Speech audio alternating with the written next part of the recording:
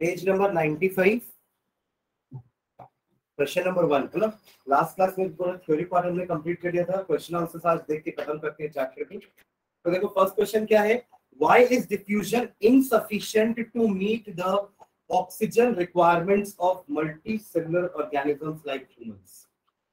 इसका क्या मतलब हुआ क्वेश्चन का?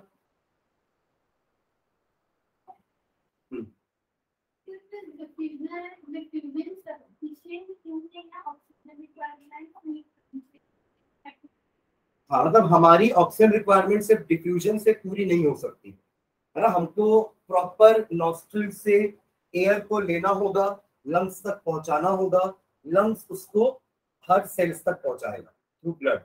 मतलब ट्रांसपोर्टेशन सिस्टम इज नीडेड, है ना। बिना ट्रांसपोर्टेशन सिस्टम के हम हर बॉडी पार्ट्स, हर सेल तक ऑक्सीजन को नहीं पहुंचा पाएंगे, रिक्वायरमेंट पूरी नहीं कर पाएंगे। समझ रहे क्वेश्चन का मतलब, है ना। तो ऐसा क्यों है? Because of our complex body structure, we have millions and billions of cells in our body, है ना। बॉडी का स्ट्रक्चर कॉम्प्लेक्स है और हर सेल एटमॉस्फेयर से डायरेक्ट कांटेक्ट में नहीं है।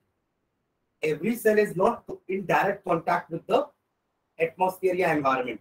अब अमीबा का क्या है? अमीबा का एक ही सेल है, वो डायरेक्टली एनवायरनमेंट से क्या है, कांटेक्ट में।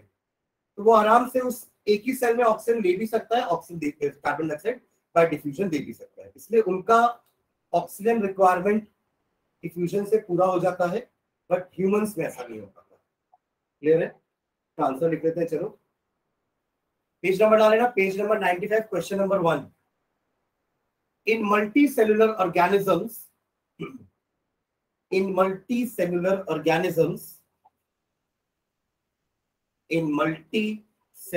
organisms, all the cells may not be in multicellular organisms,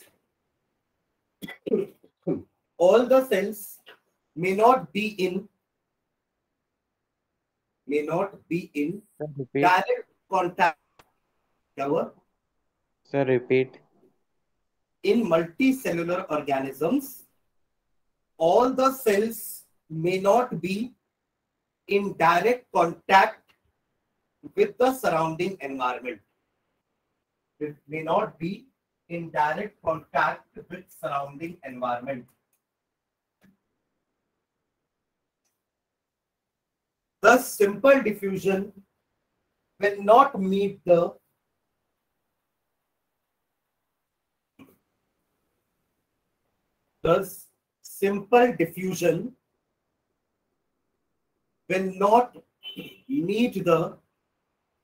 requirements of all the cells.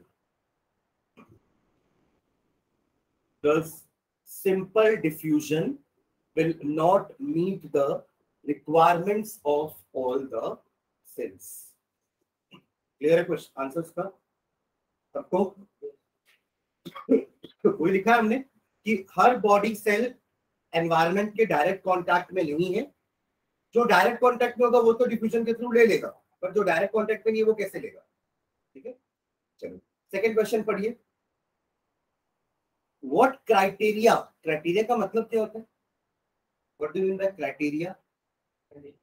कुछ कंडीशंस, ठीक है। जैसे आपका 10th क्लास में जाने का कुछ क्राइटेरिया होगा ना, क्या क्राइटेरिया है? आप 9th पास होने चाहिए ना पास, तब तो आप 10th जा पाएंगे। फिर अगर आपको इंग्लिश मीडियम स्कूल में जाना तो आपका 9th इंग्लिश मीडियम होना चाहिए, तब आपको 10th इंग्लिश मीडियम में एडमिशन मिलेगा। समझ रहे? तो ये क्राइटेरिया है, कुछ कंडीशंस जो फुलफिल होनी चाहिए तभी वो चीज होगी। समझ रहे? क्राइटेरिया का मतलब, द वर्ड क्राइटेरिया कंडीशन बोल सकते हैं इसको, ठीक है। तो what criteria do we use to decide whether something is alive और नॉट? कोई जिंदा है अपन कैसे देख सकते हैं?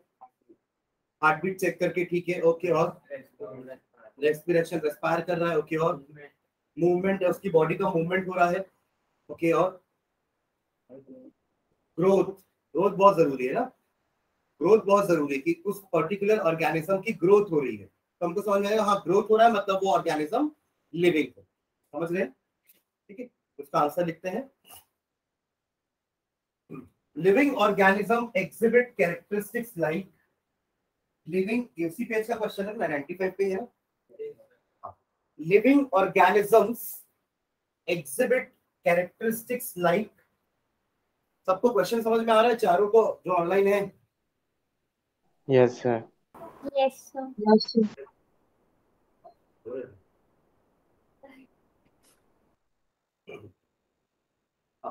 पहला कंडीशन लिखना इसका, living organism exhibit characteristics like, first point लिखना, they have a cellular structure, they have a cellular structure,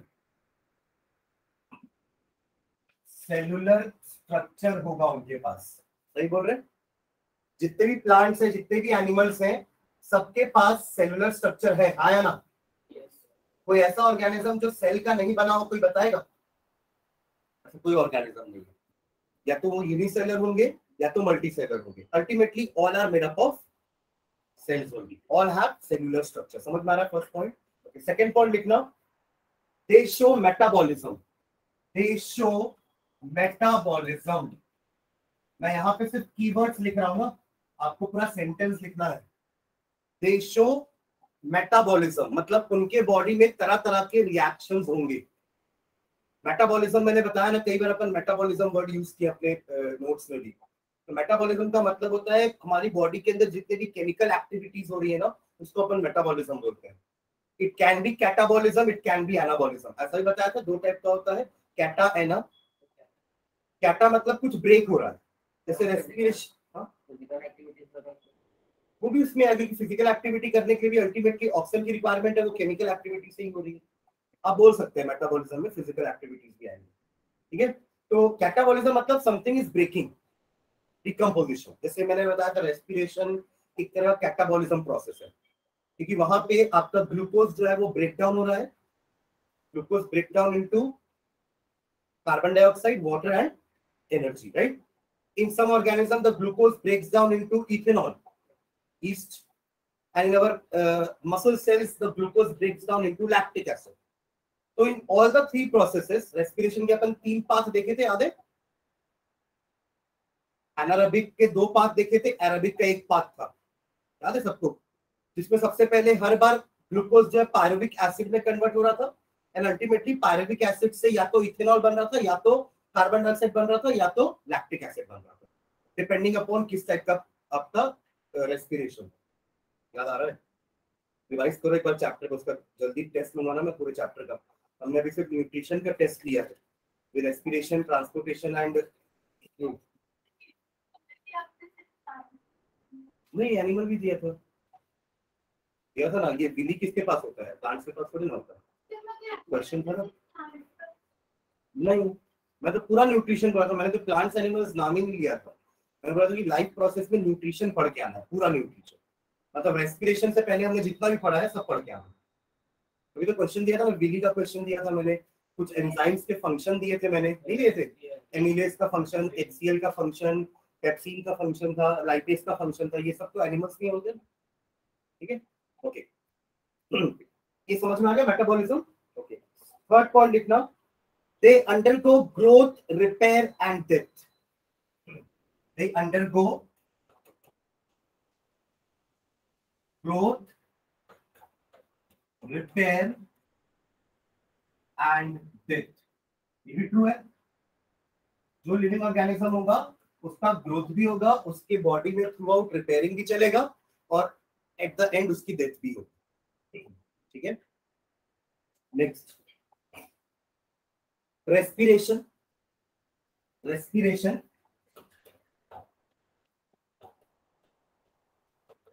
आप दे विल रेस्पायर भी लिख सकते हो, अपन सब पॉइंट्स दे से लिख रहे हैं ना, तो दे विल रेस्पायर ऐसा भी लिख सकते हो पॉइंट, ठीक है? फिफ्थ पॉइंट लिखना, they exhibit movements, they exhibit movements. Movement का मतलब मैं एक जगह से दूसरी जगह की बात नहीं कर रहा हूं। मूवमेंट का मतलब वो अपनी जगह में रह के भी अगर कुछ मूवमेंट कर रहे हैं तो उसको भी अपन मूवमेंट की कैटेगरी में डालेंगे। तो एक जगह से दूसरी जगह तो अपन लोकोमोशन बोलते हैं। When I am moving from one place to another, that is locomotion. Plants do not locomote, but they show some movements. Plants का कुछ ना कुछ movements होता है, ठीक है, उनमें भी ग्रोथ हार्मोन्स होते हैं जिसके कारण उनका रूट वाला पार्ट नीचे की तरफ मूव होता है, स्टेम वाला पार्ट ऊपर की तरफ मूव होता है। Some plants like touch me not, लाजवंती, छुई मुई जिसको बोलते हैं, वो टच करने से वो भी मूव होता है। There are some movements in plants also. Clear है? ओके, नेक्स्ट पॉइंट लिखना, nutrition is present in living organism. Nutrition, जितने भी लाइफ प्रोसेसेस सब होंगे ना, जाहिर सी बात है न्यूट्रिशन इज प्रेजेंट, ठीक है, nutrition is present in living organism. फिर लास्ट पॉइंट लिखना, they have the ability to reproduce, they have the ability to reproduce, they have the ability to reproduce। Clear है? अभी सभी प्लांट, सभी animals जितने भी हैं वो सब रिप्रोड्यूस करेंगे। Maybe their method of reproduction may be asexual और सेक्सुअल, मतलब maybe only one parent is involve, like in amoeba. Binary fission सुना आप लोगों ने? Binary fission, multiple fission, budding, ये सब पढ़े हो आप लोग थोड़ा बहुत शॉर्ट में, हम पढ़ेंगे रिप्रोडक्शन चैप्टर में सारा डिटेल में, ठीक है। फिर सेक्सुअल रिप्रोडक्शन में प्लांट्स का सेक्सुअल रिप्रोडक्शन ही पढ़ा है, वो हिबिस्कस फ्लावर का सेपल, पेटल, स्टेमन, कार्पल सुना है, पॉलिनेशन, फर्टिलाइजेशन, ये सब वर्ड सुने सुने लग रहे हैं, है ना? तो वो उनके में सेक्सुअल रिप्रोडक्शन होता है, हमारे में सेक्सुअल रिप्रोडक्शन के लिए दो अलग अलग मेल रिप्रोडक्टिव सिस्टम और फीमेल रिप्रोडक्टिव सिस्टम, राइट? तो जो भी लिविंग ऑर्गेनिज्म होंगे they have the ability to reproduce. अब वो मेथड कुछ भी यूज कर सकते हैं for reproducing, but they have the ability to produce their own copies. अपने जैसा स्पीशीज बनाने का एबिलिटी उनके पास है। समझ में आ रहा है? आप चारों क्लियर है? Anish, Naitik, Aditya, Ishita? Yes sir. Yes sir. चलो आगे बढ़ते हैं, नेक्स्ट क्वेश्चन देखो। इसी पेज में है कि अगले पेज में? चार क्वेश्चन। ओके, थर्ड क्वेश्चन देखो, what are outside raw material used for by an organism? तो क्या मतलब हुआ? हाँ, हम बाहर से क्या क्या चीजें यूज कर रहे हैं, ऐसी है ना क्वेश्चन की, प्लांट का पूछा है, ठीक है। तो ऑर्गेनिज्म मतलब सारे आ जाएंगे ना इसमें, ऑटोट्रॉपिक भी आ जाएंगे, हेटेरोट्रॉपिक भी आ जाएंगे। तो ऑटोट्रॉपिक क्या क्या रॉ मटेरियल बाहर से यूज करते हैं? Sunlight, carbon dioxide, oxygen, respiration, water, ये सारे रॉ मटेरियल वो बाहर से यूज करते हैं। मिनरल्स, राइट, मिनरल्स भी है, नॉट जस्ट वाटर, मिनरल्स भी है, राइट, क्योंकि उनकी ग्रोथ के लिए उनको कुछ ना कुछ, हाँ वही सैप ओवरऑल, हाँ मिनरल में आ जाएगा। मिनरल मतलब सब हो गया, मिनरल मतलब एलिमेंट, कंपाउंड सारे आ जाएंगे उसमें, ठीक है। चलो देखो इसको, we need materials from outside, we need material from outside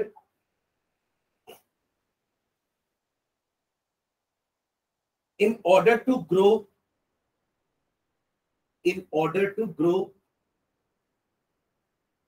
comma develop, in order to grow, comma develop, comma synthesize protein,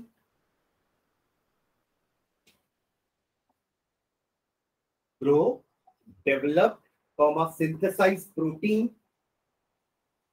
and other substances needed in the body, and other substances needed in the body, and other substances needed in the body।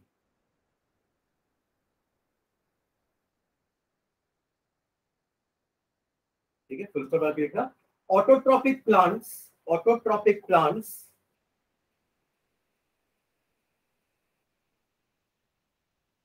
autotrophic plants need carbon dioxide,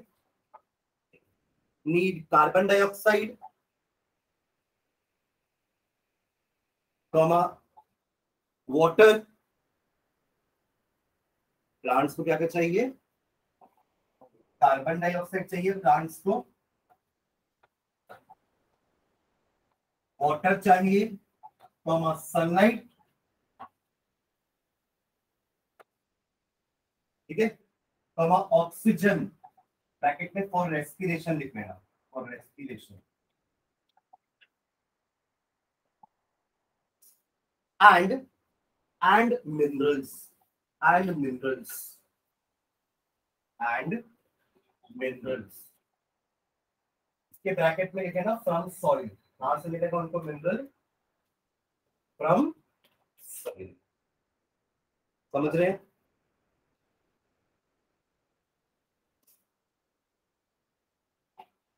next question करो, कौन सा question है?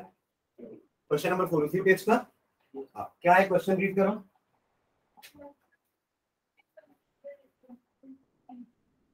Okay, अपन 5 life process पढ़े, याद है? Nutrition, respiration, transportation, excretion, ये 4 तो detail में पढ़े, और 5वें का नाम पढ़े रिप्रोडक्शन, है ना। फर्स्ट डे मैं बताया था कि ये 5 लाइफ प्रोसेस होते हैं, बट इनमें एसेंशियल क्या होते हैं? पहले 4। Reproduction is not an essential process, नहीं करेंगे तो मर नहीं जाएंगे, ऐसा कुछ बताया था मैंने। तो लिख लो चारों प्रोसेस के नाम, nutrition, respiration, transportation, excretion. Nutrition, respiration, transportation,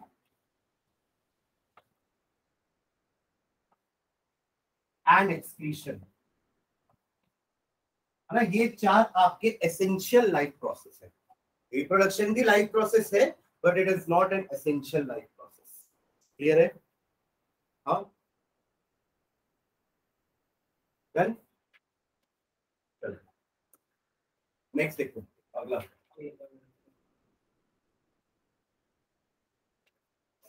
कौन से पेज में है? 101 में देख लो, पहला क्वेश्चन क्या है?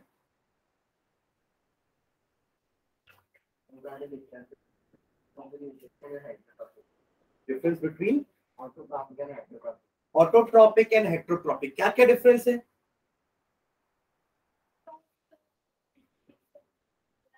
They prepare their own food with the help of raw materials from atmosphere or from environment. Okay. Heterotrophs are dependent upon autotrophs for their food. Okay. और कुछ? ठीक है, एक काम करो, टेबल बना लो। एक कॉलम में ऑटोट्रॉपिक न्यूट्रिशन, एक कॉलम में हेटेरोट्रॉपिक न्यूट्रिशन लिख लो। ऑटोट्रॉपिक, सेकंड कॉलम में heterotrophic.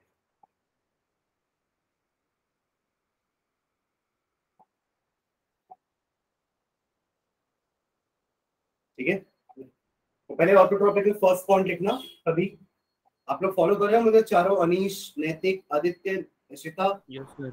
Yes, sir. Yes, sir. First point लिखेंगे अंडर ऑटोट्रॉपिक न्यूट्रिशन, है ना। लिखना, देयर सोर्स ऑफ एनर्जी,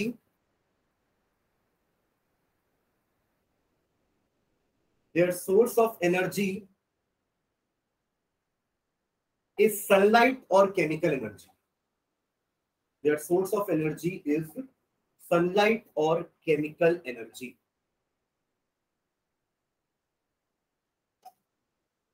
सही है? प्लांट्स एब्सॉर्ब सनलाइट, उसी को वो केमिकल एनर्जी में कन्वर्ट करते हैं। तो आप बोल सकते हो कि इनकी source of energy either sunlight है या केमिकल एनर्जी। ठीक है, वही इसमें क्या होगा हेटेरोट्रॉपिक में? Their source of energy is the readymade food. They are not preparing their own food, ना, they are not using sunlight। तो उसमें क्या लिखेंगे अपन हेटेरोट्रॉपिक में? Their source of energy is ready-made food।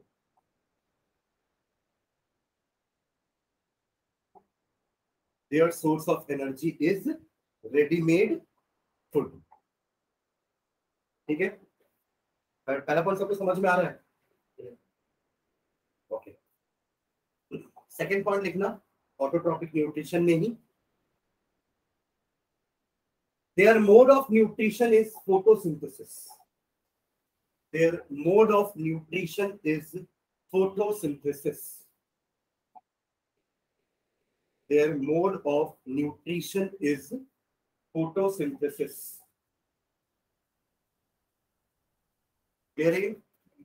इसी से तो वो न्यूट्रिशन प्रोसेस करते हैं ना, फोटोसिंथेसिस और कीमोसिंथेसिस। और कीमोसिंथेसिस, कीमो और कीमोसिंथेसिस।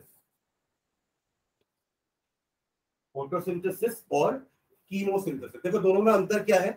फोटोसिंथेसिस को हमने पूरा पढ़ा हुआ है।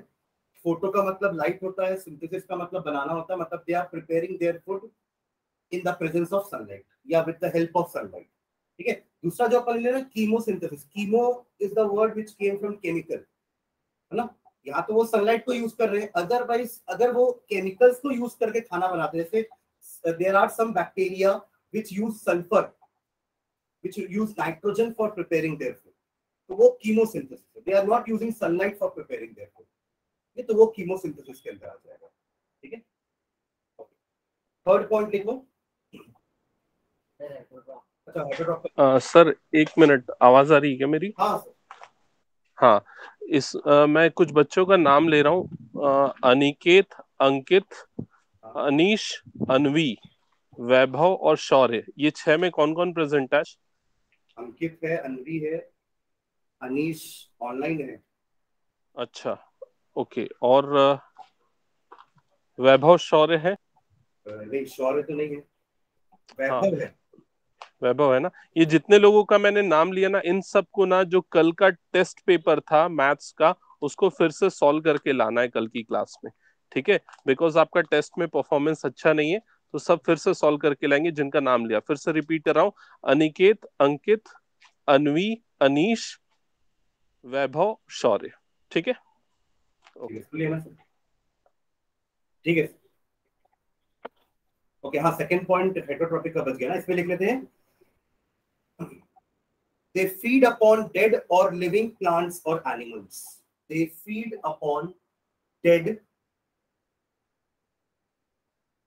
कैसे आपका कैसे ऐसे? They feed upon dead or living plants or animals.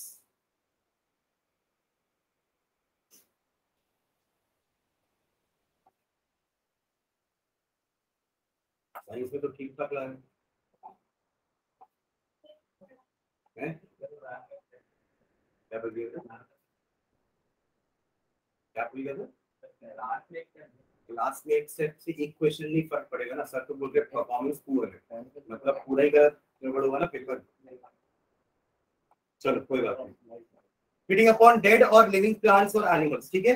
And last point इतना ऑटोट्रॉपिक के नीचे, found in green plants, found in green plants,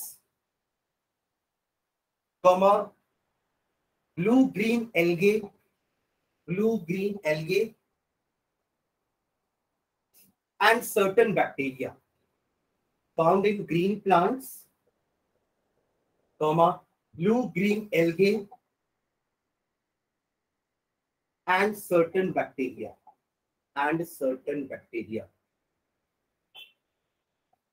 ठीक है। इसमें लिख लेंगे हेटेरोट्रॉपिक, इसमें किसमें होगा? Found in animals, found in animals,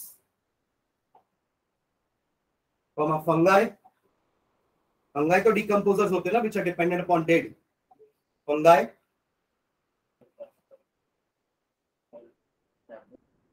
हाँ यस बेटा, कॉमा डाल के बैक्टीरिया, कुछ बैक्टीरिया इनमें भी है एक्सेट्रा, ठीक है। चलो नेक्स्ट क्वेश्चन पढ़ो।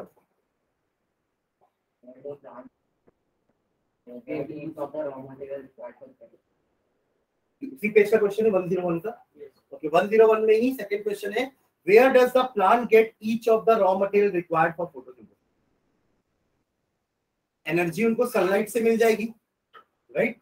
कार्बन डाइऑक्साइड उनको एनवायरनमेंट से मिल रहा है, वाटर एंड मिनरल्स उनको सॉइल से मिल रहा है, यही उनका सब सोर्स है। लिख लो फटाफट।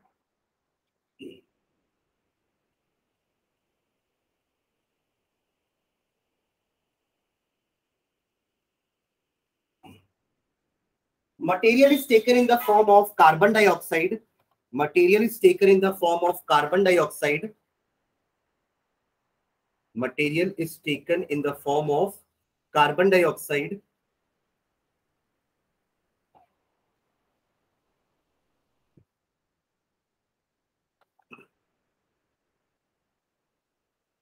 कॉमा वाटर, वाटर, सनलाइट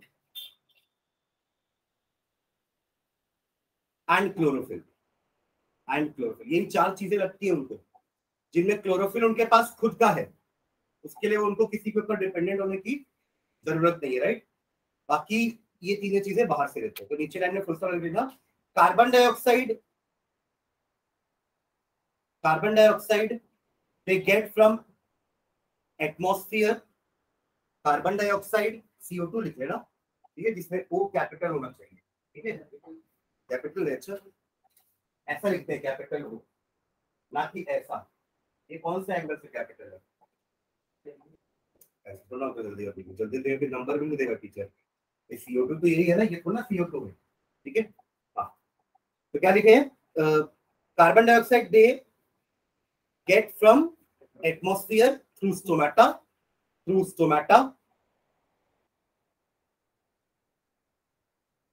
ठीक है, कॉमा डाल के। Water they get from soil, water they get from soil, water they get from soil through roots, through roots, and sunlight they get from sun, and sunlight they get from sun, ठीक है, done. Next question देखो कहाँ पे है, उसी page में क्या है? What is the role of acid in stomach? ये तो अपन लिखे हैं ना, और ये क्वेश्चन मैंने दिया भी था टेस्ट में, और इसका आंसर सीधा आपकी कॉपी में है भी। देखो कहाँ पे है, ढूंढो पहले जल्दी से, आंसर मिल रहा है कि नहीं मालूम पड़ा, अभी भूल देखी थी कि लिख लेना आपने आंसर, मालूम पड़ा मिल ही नहीं रहा कॉपी में, कहाँ मिलेगा ये आंसर? रेस्पिरेशन में मिलेगा, किसमें मिलेगा? कौन से लाइफ प्रोसेस में मिलेगा? नैतिक, न्यूट्रिशन, न्यूट्रिशन में मिलेगा। न्यूट्रिशन में भी कहा, प्लांट्स में कि एनिमल्स में? इसलिए मैं पूछ रहा हूँ, मुझे डाउट रहता है हमेशा। किसमें है? एनिमल न्यूट्रिशन में। एनिमल न्यूट्रिशन में किसमें? हाँ, डाइजेस्टिव ग्लैंड्स में। हाँ, डाइजेस्टिव ग्लैंड्स के अंदर एक हेडिंग डाला अपन ने, गैस्ट्रिक ग्लैंड, उसके अंदर मिला HCl का काम, सबको मिला। कोई ऐसा तो नहीं जो कॉपी नहीं रखा है, घर वाले तो बहाना भी नहीं देते कि कॉपी घर में है, घर में ही बैठ के, ठीक है, मिला सबको answer? Everyone, Anish, Naitik, Aditya, Ishita? Yes sir, yes sir, उठ गया श्रेयांश? यस सर, देखो HCl का फंक्शन मिला क्या सबको? लिख लेंगे, इसको छोड़ दूं? क्या क्या फंक्शन था एक बार रिवाइज कर लेते हैं। पहला फंक्शन था कि ये सलाइवा जो बेसिक नेचर का बन के आ रहा है ना ऊपर से, अल्कलाइन नेचर का, उसको एसिडिक करेगा, तो न्यूट्रलाइज करेगा, अल्टीमेटली सलाइवा के एक्शन को स्टॉप करेगा। फिर इट विल किल बैक्टीरिया, ऐसा भी पॉइंट लिखा था हमने। फिर इट विल एक्टिवेट पेप्सिन, जो अल्टीमेटली पेप्सिन क्या करेगा? प्रोटीन को डाइजेस्ट करने में हेल्प करेगा। उसके बाद एक पॉइंट और लिखे थे, एसिडिक मीडियम प्रोड्यूस करेगा। ये 4 पॉइंट लिखना है, समझ रहे हैं? एवरीवन क्लियर है? आगे बढ़ो, चलो। उसके बाद का क्वेश्चन देखो, what is the function of digestive enzymes? इसको लिख लेते हैं क्योंकि ये ओवरऑल आंसर लिखना है अपन को। कोई पर्टिकुलर डाइजेस्टिव एंजाइम का नाम बोलेगा तो मैं छोड़ दूंगा, वो अपन लिखे हैं हर का फंक्शन। चलो उसी पेज में question, okay, page number 101, question number 4। सब क्वेश्चन फिर से पढ़ो। What is the function of digestive enzyme? मैंने बताया था ना, अगर डाइजेस्टिव एंजाइम हमारी बॉडी में नहीं रहेंगे तो it will take 50 years to digest a single meal. याद है सबको? एक वक्त का खाना पचाने के लिए हमें 50 साल लग जाएंगे, मतलब इतना स्लो रिएक्शन होगा स्टमक के अंदर या हमारे डाइजेस्टिव सिस्टम के अंदर। तो these are enzymes which are accelerating the reaction, reaction को फास्टर कर रहे हैं, और ऐसे लोगों को हम कैटलिस्ट बोलते हैं। चैप्टर 1 में पढ़ा हमने catalyst. What are catalyst? They are the chemical substance जो किसी रिएक्शन को क्या बोले, हाँ, उसका रेट, उसकी स्पीड बढ़ाने के काम आता है। By using a catalyst we can enhance the speed of a reaction. एक रिएक्शन जो धीरे हो रहा होगा ना वो फास्ट हो जाएगा कैटलिस्ट डालने से। तो यहाँ वही काम हमारे एंजाइम्स कर रहे हैं, तो we can call enzymes as catalyst, but उसके सामने एक वर्ड अपन लगा देंगे बायो। ये कैटलिस्ट हम बायोलॉजी में पढ़ रहे हैं ना, वो कैटलिस्ट तो केमिकल सब्सटेंसेस थे which we were studying in chemistry, right. ये वाले कैटलिस्ट को क्या बोलेंगे हम, बायो कैटलिस्ट। तो आंसर लिखना इसका, enzymes are bio catalyst, enzymes are bio catalyst which speeds up the rate of digestion. Biocatalyst की स्पेलिंग तोड़ के लिखना सीखो, समझे। कैटलिस्ट, कैटलिस्ट, LIST वाला लिस्ट नहीं है, LYST वाला लिस्ट है, क्योंकि LIST भी लिस्ट होता है ना, समझ रहे। तो ऐसे किसी भी स्पेलिंग को तोड़ के लिखूंगा ना तो आसानी होगी लिखने में। कि आप लोग ने अभी देखा ना बायोलॉजी में हमने कितने कितने वर्ड्स देखे अलग अलग, तो ऐसे ब्रेक करके समझा करो स्पेलिंग को, किसी भी स्पेलिंग को, समझ रहे, तो गलती होने के चांसेस कम रहेंगे। ठीक है, चलो। तो enzymes are biocatalyst which speed up the rate of digestion of complex and non-diffusible organic compounds, which speeds up the rate of digestion of complex and non-diffusible organic compounds like proteins. Non-diffusible organic compounds like proteins, fats, carbohydrates, etc. Proteins, fats, carbohydrates, etc. समझ रहे हैं? हाँ,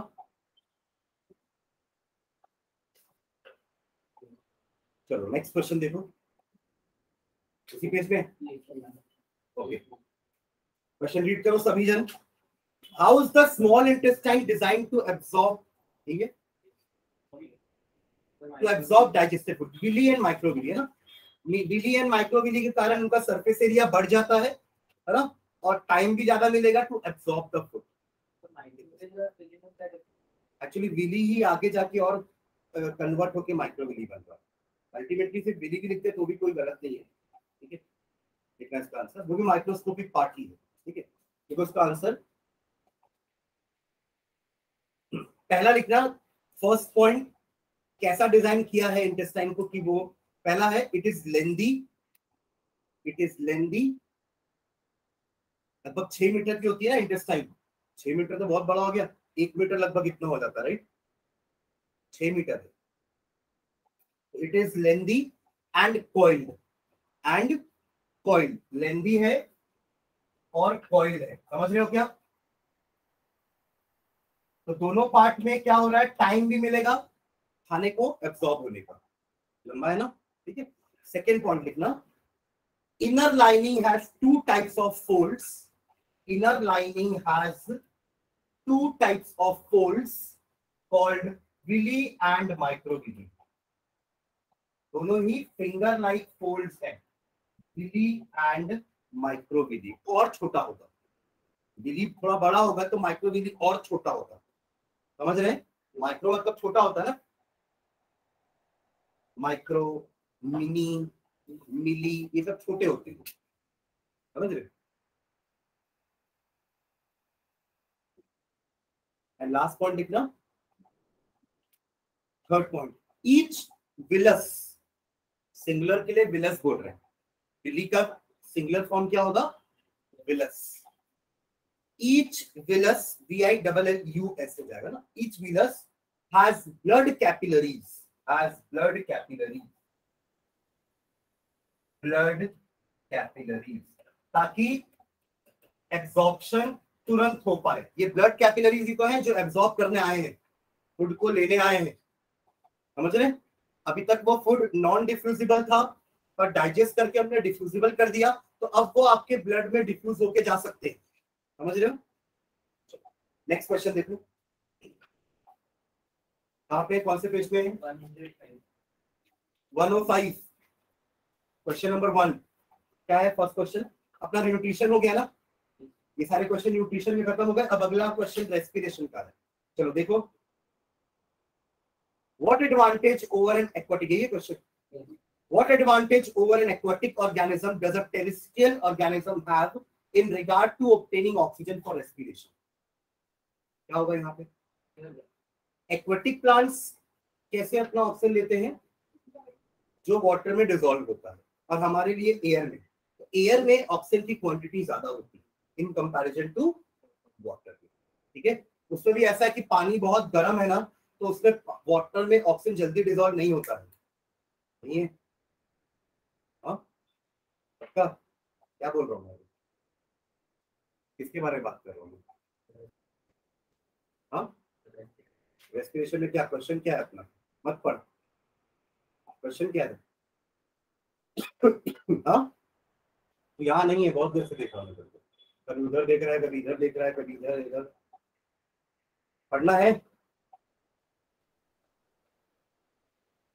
हाँ, तो अगर पानी गर्म रहता है ना, तो ऑक्सीजन डिसॉल्व भी जल्दी नहीं होता, oxygen takes time to dissolve. इसलिए एक्वाटिक एनिमल्स जो होते हैं, एक्वाटिक एनिमल्स और plant, they feel more comfortable in cold water, समझ रहे? कल वो देखे पिक्चर में, नीचे पूरा ऊपर सरफेस में पूरा बर्फ जमा है और नीचे पानी रहता है।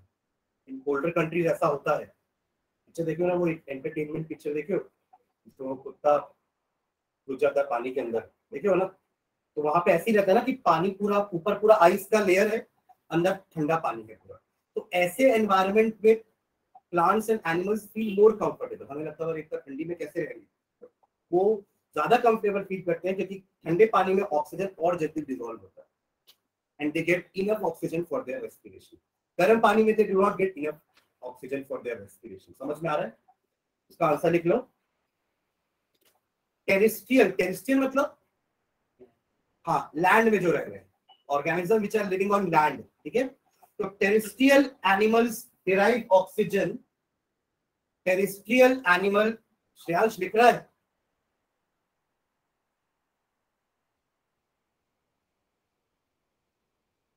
Shreyansh Sharma yes sir. लिख रहा है कि नहीं लिख रहा है? हाँ sir. Terrestrial animals derive oxygen from air.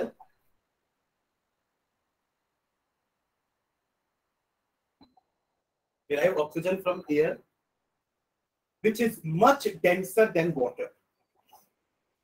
Which is much denser than water. मतलब एयर में ऑक्सीजन की डेंसिटी ज्यादा है, वाटर में ऑक्सीजन की डेंसिटी कम है, समझ रहे? Which is much less denser than water and also contain much more oxygen. हाँ, terrestrial animals derive oxygen from air. Air तो पानी से कम डेंसर है ना, गैसेस तो कम डेंसर होती है ना वाटर से, बट उसमें ऑक्सीजन की क्वांटिटी ज्यादा है, ठीक है। तो terrestrial animals derive oxygen from air which is much less denser then water and also contains much more oxygen. Also contains much more oxygen. much less कैसे? ऊपर वाले में, हाँ, तो एयर की डेंसिटी तो लिक्विड से कम होगी ना, लिक्विड की डेंसिटी सॉलिड से कम होगी, ये क्या गलत लिखे? तो अरे बोल दे, लेस भूल जाओ, ठीक है। Much less denser than water and also contains much more oxygen. यहाँ तक clear है सबको? Okay. So these animals can take sufficient oxygen. So these animals, मतलब terrestrial की बात कर रहे हैं. So these animals can take. So these animals can take sufficient oxygen from the air. Sufficient oxygen from the air to meet their high energy needs. To meet their high energy needs. To meet their high energy needs. ठीक है, एक line और लिखना. Also the rate of diffusion. Also the rate of diffusion. Also the rate of diffusion. Diffusion याद है क्या होता है? पार्टिकल्स मिक्स होते हैं एक दूसरे से, एयर में डिफ्यूजन सबसे फास्टर होता है, लिक्विड में उससे कम होता है, और सॉलिड में डिफ्यूजन नहीं होता है। सॉलिड में डिफ्यूजन का मतलब क्या होगा, जैसे मैंने पेन को इस कॉपी से टच किया तो ऐसा नहीं होगी कि कॉपी के पार्टिकल्स पेन में आ जाएंगे, पेन के पार्टिकल्स कॉपी में चले जाएंगे, ऐसा नहीं होता। मतलब यहाँ पे इन दोनों के पार्टिकल का इंटरमिक्सिंग नहीं होगा तो डिफ्यूजन नहीं हो रहा है। जबकि एयर में तो होता है ना, अगर मैं यहाँ पे अगरबत्ती जलाऊं तो श्रुति को स्मेल आएगी ना, वहां तक परफ्यूम लगा के आता हूँ तो कोई निकलता हमारे बगल से, तुमको स्मेल आती ना, अच्छा ये परफ्यूम लगाया है, अगर के स्मेल करते ना, तो ये सब का कारण क्या है, डिफ्यूजन। अगरबत्ती के पार्टिकल्स एयर में मिक्स होके वहां तक ट्रैवल करके गए। और पता ना काइनेटिक एनर्जी सबसे ज्यादा किसकी होती है, एयर के मॉलिक्यूल्स की, गैस के मॉलिक्यूल्स की काइनेटिक एनर्जी सबसे ज्यादा होती है। उसके बाद लिक्विड की और सॉलिड की तो अपन काइनेटिक एनर्जी नेग्लिजिबल, जीरो बोलते हैं। ठीक है, समझ में आ रहा है। तो ऑल्सो डिफ्यूजन इज, या rate of diffusion of oxygen is more faster in air than in water. Clear है? हाँ, तो we will get oxygen more faster. Diffusion of oxygen is also faster in air than in water. Also, diffusion of oxygen is faster in air than in water. Clear है सभी को? आप पांचों clear है? Anish, Naitik, Aditya, Ishita, Shreyansh? Yes, sir. Yes, sir. इस page में next question उसी में, what is the question? What are the different ways in which glucose is oxidized to provide energy in various organisms? ये अपन एक चार्ट बनाए हैं क्या कुछ, जिसमें अपन तीनों लिखे हैं, लैक्टिक एसिड भी लिखे हैं, इथेनॉल भी लिखे हैं, कार्बन भी लिखे हैं। नहीं बना, चलो बना लेते हैं। वही तीनों पाथवे दिखाना है मुझे। कौन सा तीनों पाथवे? हाँ, ईस्ट का ह्यूमन ऑर्गेनिज्म का एरोबिक रेस्पिरेशन, और मसल सेल्स में एनारोबिक रेस्पिरेशन। ठीक है, तो बना लो। ग्लूकोज, इसका एक चार्ट बना रहा हूं, इसको पाथवे बोलते हैं। क्या बोलते हैं? पाथवे। ग्लूकोज कैसे कन्वर्ट हो रहा है उसका पाथवे है ये। ठीक है, सही बनाएंगे साथ में। सबसे पहले ग्लूकोज जो है वो साइटोप्लाज्म में ही पायरुविक एसिड में कन्वर्ट होता है इन एवरी ऑर्गेनिज्म। याद है पायरुविक एसिड 3 कार्बन का मॉलिक्यूल होता है, तो 2 मॉलिक्यूल बनेंगे इसके। ठीक है, पायरुविक एसिड। ठीक है, 3 कार्बन मॉलिक्यूल, यहां लिख दे रहा हूं ब्रैकेट में, आप लोग भी लिख लेना। हाँ, इसके बाद अगर विदाउट ऑक्सीजन, ऐसे एरो में लिखना, विदाउट ऑक्सीजन अगर ईस्ट में हो रहा है तो इथेनॉल बनेगा ना, कार्बन डाइऑक्साइड बनेगा, और एनर्जी होगी, दो इन स्मॉल अमाउंट, पर एनर्जी तो बनेगी। राइट?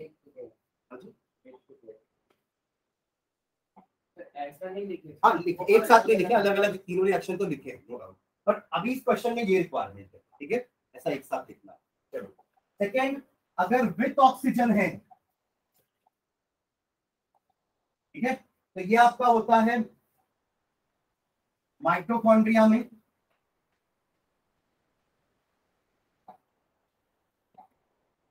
ठीक है, और बनता है CO2, वाटर एंड एनर्जी।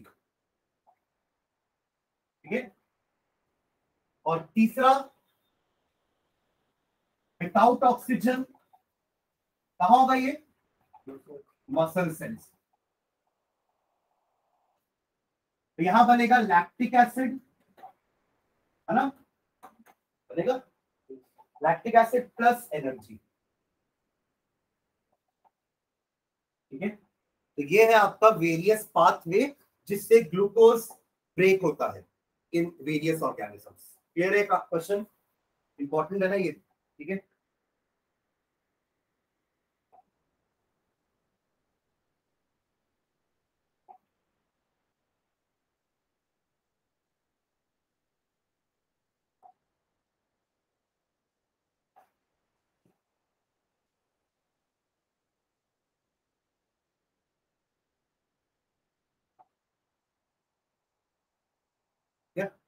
आगे बढ़े।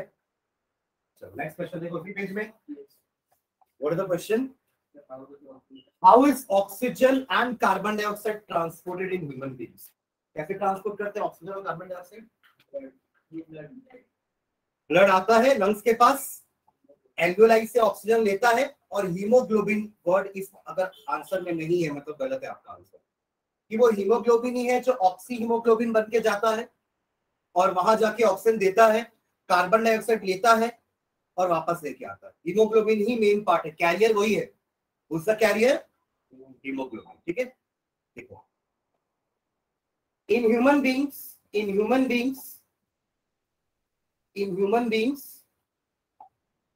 oxygen is transported in two ways.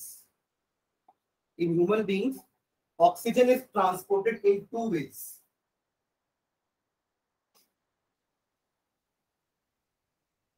First point लिखना, as oxyhemoglobin, as ऑक्सी और फिर हीमोग्लोबिन लिखना है नॉर्मल, एज ऑक्सी हीमोग्लोबिन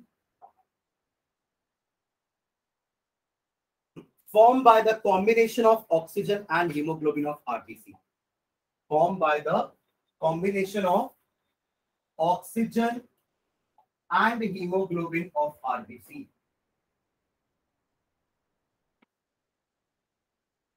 ठीक है, formed by the oxygen, the combination of oxygen and hemoglobin of RBCs. Clear है?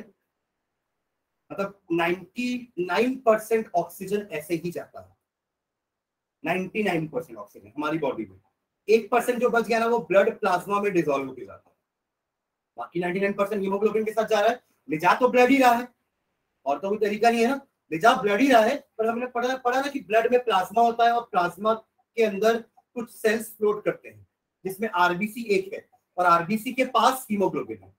तो मोस्ट ऑफ द ऑक्सीजन यानी कि 99% ऑक्सीजन हीमोग्लोबिन ही कैरी करके लेके जाता है एंड ओनली 1% प्लाज्मा के साथ जाता है। मतलब वो लिक्विड में वाटर होगा ना, अपन लिखे हैं प्लाज्मा में क्या क्या होता है, प्लाज्मा में वाटर होता है, मिनरल्स होते हैं, विटामिन प्रोटीन ये सब होते हैं। तो उस प्लाज्मा में वाटर में आपका ऑक्सीजन थोड़ा सा डिसॉल्व होकर जाता है। ठीक है, तो सेकंड पॉइंट वही लिखना, about 1% of oxygen dissolved in water of blood plasma. About 1% of oxygen dissolved in blood plasma. Dissolved in water of blood plasma.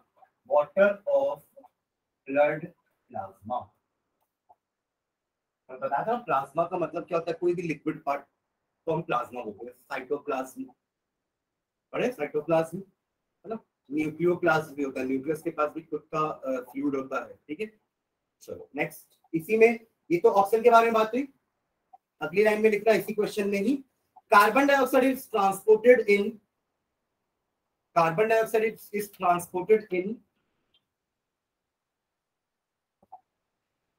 in three ways. Carbon dioxide is transported in 3 ways. First लिखना, जैसे haemoglobin का पहला point हमने लिखा ना oxy haemoglobin, ये oxy haemoglobin आपके cell के पास जाएगा, उसको ऑक्सीजन दे देगा, वो फिर से हीमोग्लोबिन बन गया, फिर सेल उसको कार्बन डाइऑक्साइड देगा तो वो बन जाएगा कार्ब अमीनो हीमोग्लोबिन। तो लिखो उसका as first point, as carbamino hemoglobin, carbamino haemoglobin.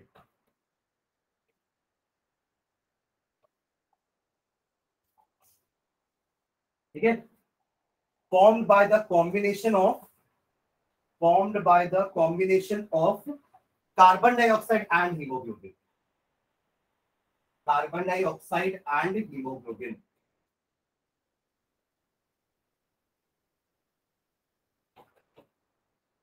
समझ रहे?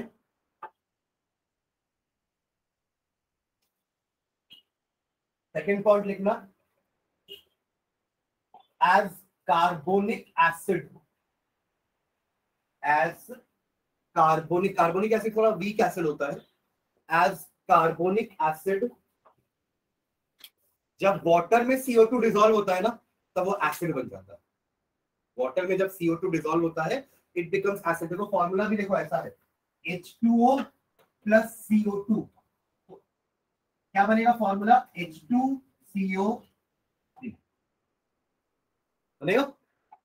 ऐसा हर बार नहीं बनाना पड़ता, ठीक है, ये इसके लिए ऐसा है फॉर्मूला कि H2 जितना भी H एक साथ लिख दो, जितना भी C एक साथ लिख दो, जितने भी O एक साथ लिख दो, यही फॉर्मूला बनता है। बट हर बार ऐसा नहीं होता है, ठीक है। आपको पढ़े ना फॉर्मूला बनाना 9th क्लास में, ऐसा हर बार नहीं होता कि दोनों कंबाइन होकर कर सकते। जैसे आप N2 और H2 को मिला दो तो N2H2 नहीं बनता, राइट? क्या बनता है? NH3 बनता है, समझ रहे? तो ये इलेक्ट्रिकली यहाँ पे ऐसा हो गया, बट हर बार ही ऐसा नहीं होता है, ठीक है। तो जब पानी में CO2 घुलेगा, पानी अगेन कहाँ होगा? ब्लड प्लाज्मा में। जैसे ऑक्सीजन डिसॉल्व होके आया ना, आया कि नहीं? ऑक्सीजन पानी में डिसॉल्व होके आया ना, वैसे ही कार्बन डाइऑक्साइड भी पानी में डिसॉल्व होगा थोड़ा बहुत, और वो बनाएगा कार्बोनिक एसिड, ठीक है। तो एज कार्बोनिक एसिड ब्रैकेट में H2CO3 लिख लेना, ब्रैकेट में H2CO3 formed by dissolution of carbon dioxide in water, formed by dissolution of carbon dioxide in water of blood plasma, dissolution of carbon dioxide in water of blood plasma, dissolution of carbon dioxide in water of blood plasma। समझ गए? ये तो दोनों के एक जैसे तरीके वगैरह। तीसरा इसका एक एक्स्ट्रा और तरीका है, तीसरा कि कार्बन डाइऑक्साइड हमारे बॉडी में ट्रांसपोर्ट होता है। थर्ड भी लिखना, as sodium bicarbonate, as sodium bicarbonate, तो कार्बोनेट में फिर कार्बन डाइऑक्साइड आएगा, as sodium bicarbonate in blood plasma, in blood plasma and potassium bicarbonate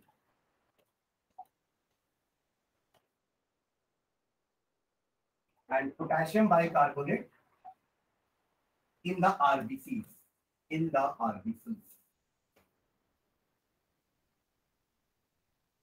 ठीक है।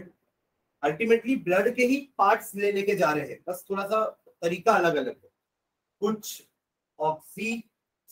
कुछ कार्ब अमीनो हीमोग्लोबिन बन के जा रहा है, कुछ कार्बोनिक एसिड के फॉर्म में जा रहा है, कुछ बाइकार्बोनेट्स के फॉर्म में जा रहा है।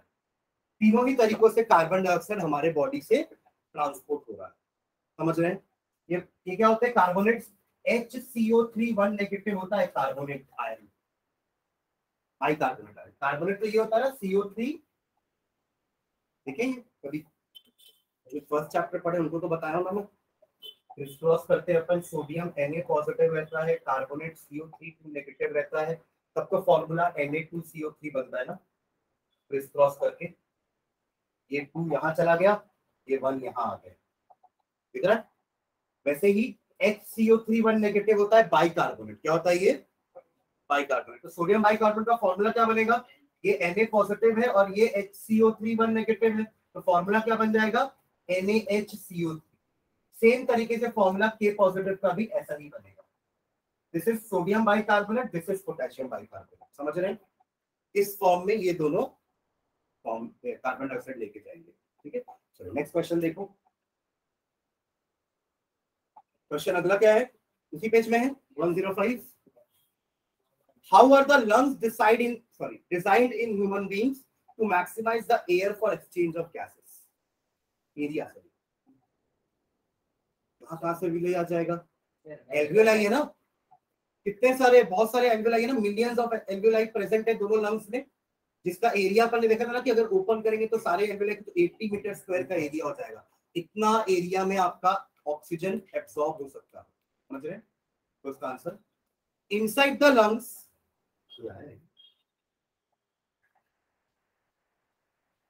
inside the lungs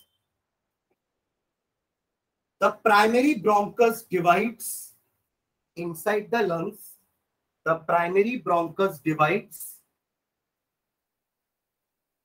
inside the lungs the primary bronchus divides to form a network called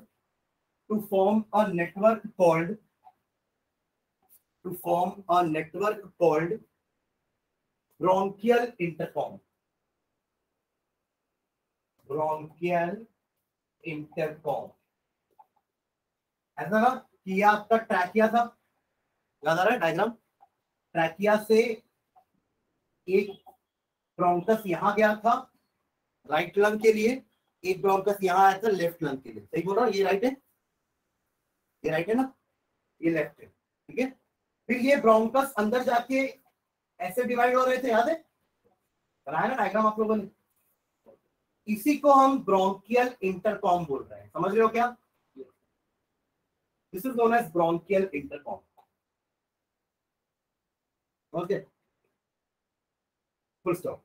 The finest branches are known as alveoli.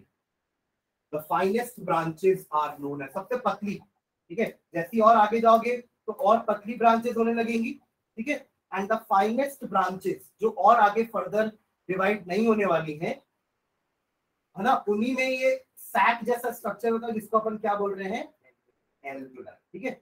The finest branches are known as alveoli.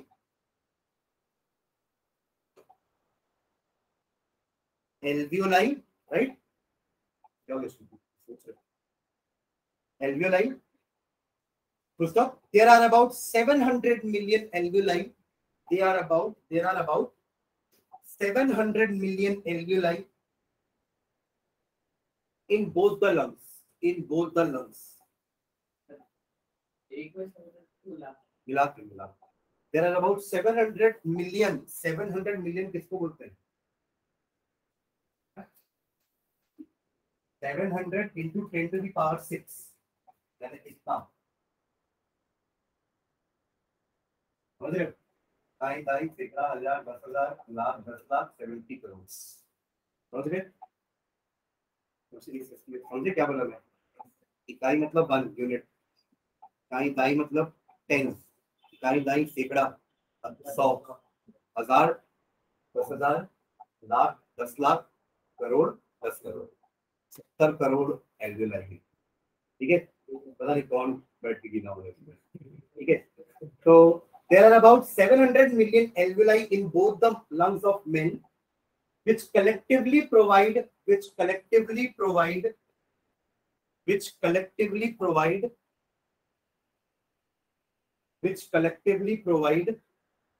surface area of about, which collectively provide a surface area of about 100 square meter. वो हो सकता है जो smoking करता होगा ना, उसका होगा। जो स्मोकिंग करते हैं ना, उनका ये एल्वियोलाई धीरे धीरे ब्लॉक होने लगता है। छोटा नहीं होगा, छोटा कैसे होगा? ब्लॉक हो जाएगा। तो जो धुआं, वो जो तार होता है ना, वो जाके आपके एल्वियोलाई में जमता जाएगा। तार, ये याद, तो जो कभी देखोगे ऐड में सब ब्लैक कलर का डालता है ना, डामर जैसा, ठीक है। तो उनका एल्वियोलाई में ऐसा जमते जाएगा।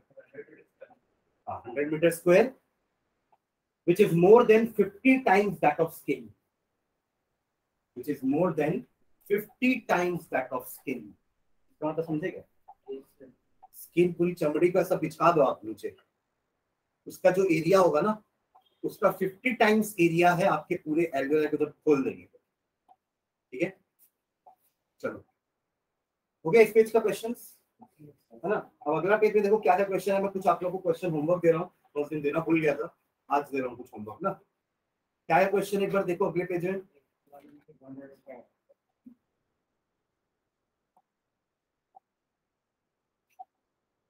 उसका एक क्वेश्चन है, देखो, what are the components of transport system in highly organised plant. दिख रहा है ये क्वेश्चन दिख रहा है? हाँ, उसी पेज में ना, page number 110, page question number 2 है क्या? वो 3 है, ओके। तो उसको मार्क कर लो, वो आपको करना है HW लिख लो या H लिख लो, जो भी एक मार्क कर लो कि ये आप लोग को लिख के लाना है अपने से। इसमें वही जाइलम फ्लोएम लिखना है, जाइलम का काम लिखना है, फ्लोएम का काम लिखना है, समझ गए? दो लाइन आना चाहिए, उससे ज्यादा नहीं, एकदम पूरा कहानी नहीं लिखना उसमें कि जाइलम में 4 सेल होते हैं, फ्लोएम में 4 सेल होते हैं, इसका ये काम होता है, वेसल का ये नहीं। सिर्फ हमें बताना है कि what are the components of transport system, तो जाइलम एंड फ्लोएम, बस। जाइलम का फंक्शन, फ्लोएम का फंक्शन, हो जाएगा यार क्वेश्चन। एक और देखो, how are water and mineral transported in plants, but इसमें एक लाइन में नहीं लिखना, आपको वो मैकेनिज्म समझाना है। याद है अपन ने दो चीजें लिखी थी, कोहेशन, ट्रांसमिशन पुल, याद है? वो दोनों को डिस्क्राइब करना है, क्योंकि आपसे मैकेनिज्म पूछ रहा है कैसे जा रहा है, हाउ। आप जाइलम लिख दोगे ठीक है, वो तो एक लाइन का आंसर हो गया, बट हमें बताना है कि जाइलम में क्या होता है, root pressure, cohesion, transpiration, suction pull, ये सब वर्ड आने चाहिए आपके आंसर में, समझ रहे? उसके बाद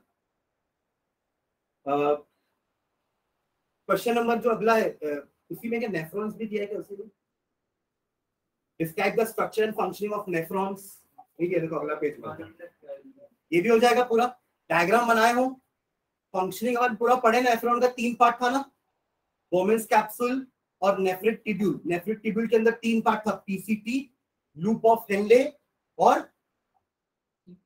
डीसीटी। सीटी तो दोनों में कॉमन है ना, कॉन्वोल्यूटेड टिब्यूल, बस एक में पी है तो प्रॉक्सिमल और एक में डी है तो डिस्टल, ठीक है? तो ये भी लिख लो। इसका एक्सरसाइज में आ जाओ जल्दी से। एक्सरसाइज में पहले 4 मल्टीपल चॉइस क्वेश्चन बनाएंगे, बनना चाहिए, इजी है सारे। फिर question number 6 role of saliva. फिर क्वेश्चन नंबर 8 एराबिक और एनारोबिक में डिफरेंसेस, हो जाएगा ये। अपन ने लिखा ना दोनों के बारे में, तो उसको टेबल के फॉर्म में लिखना, ये लिखना है सबको कॉपी में, ठीक है? ये होमवर्क है, डिफरेंस बिटवीन, हाँ हो गया ये वाला। उसके बाद अगला क्वेश्चन ना, जो क्वेश्चन नंबर 9 सेम है जो अभी अपन लिखे हैं, how are alveoli design to maximise exchange of gases, same लिखना है। कोई 700 मिलियन एल्वुलाई है ना, क्लियर है? हाँ, इसको भी लिख लेना। फिर question number 11 describe double circulation in human beings, why is it necessary. Diagram नहीं बनाना है, बट डेफिनेशन ऑफ टाइप्स लिखना है, ठीक है? पल्मोनरी और सिस्टमिक, ठीक है? तो इतना लिख के आना, तो जो 4-5-6 क्वेश्चन और बचे उसको अपन नेक्स्ट क्लास में फटाफट 15-20 मिनट में करके ना नेक्स्ट चैप्टर चालू कर देंगे। Start a new chapter and, हाँ नहीं शाम को नहीं, अभी हो गई ना। तो अपन नेक्स्ट क्लास में नया चैप्टर स्टार्ट करेंगे, एसिड बेस एंड सॉल्ट, ठीक है? मतलब एक्चुअली ऐसे ही कर रहे हैं, पहला केमिस्ट्री का पढ़े थे एक चैप्टर जो आप लोग का छूटा है, मैं पढ़ाऊंगा उन लोगों को, ठीक है?